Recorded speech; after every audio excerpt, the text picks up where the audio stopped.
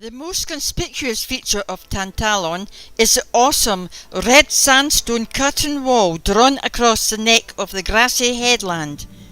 It now has a somewhat careworn appearance, having been battered not only by cannon but also by the winds and storms that are as much a part of this exposed spot as the rugged cliffs themselves.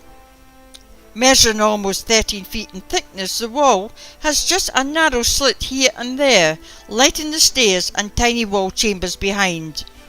The service area for the castle once crowded with bakehouses, stables and workshops, but the only building there now is a 17th century dovecote containing over 1,000 nesting boxes for pigeons.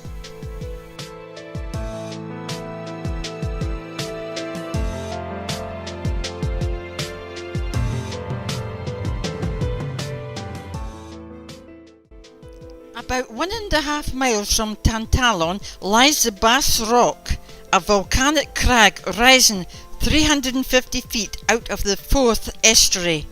Today, the rock is dominated by seabirds, particularly gannets, of which there are around 34,000 breeding pairs. The inner close behind the curtain wall provided the stage on which the Douglases strutted and sparkled as they entertained their peers and foreign dignitaries. Today, the inner close gives a misleading impression of openness. In its heyday, it would have been enclosed on all sides by a high wall hugging the cliff edge. Most of this wall has long since crashed down onto the rocks below, but remains of a sea gate remind us that access and the supply of provisions to the castle was possible from the sea. A crane probably lifted provisions up from the harbour below. Lean-to buildings of stone and timber once crowded the inner close, as the traces of roof lines and joist holes in the curtain wall to either side of the mid-tower show.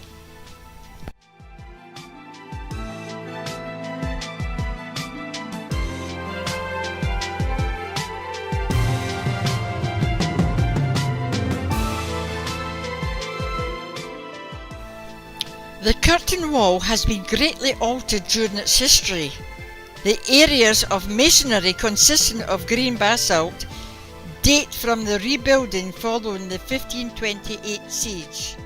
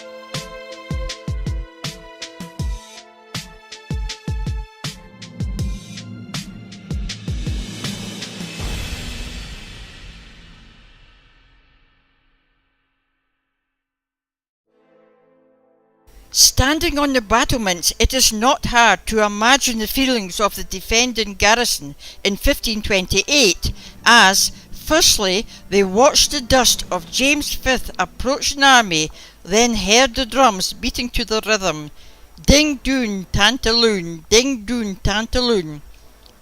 Tantallon, however, was not dung-doon, which is knocked down. The mighty castle of the Douglas Earls of Angus still stands impressive on the cliff edge. The well near the mid-tower was cleared out in the later 19th century and found to be over 100 feet deep. The east tower originally contained 5 stories floored in wood. In the rebuilding after 1528, the lower half of the tower was radically altered to make it more suitable as a gun defence. In particular, yawning wide-mouthed gun holes were punched through the walls, A replica gun of around 1500 is now on display in the ground floor room.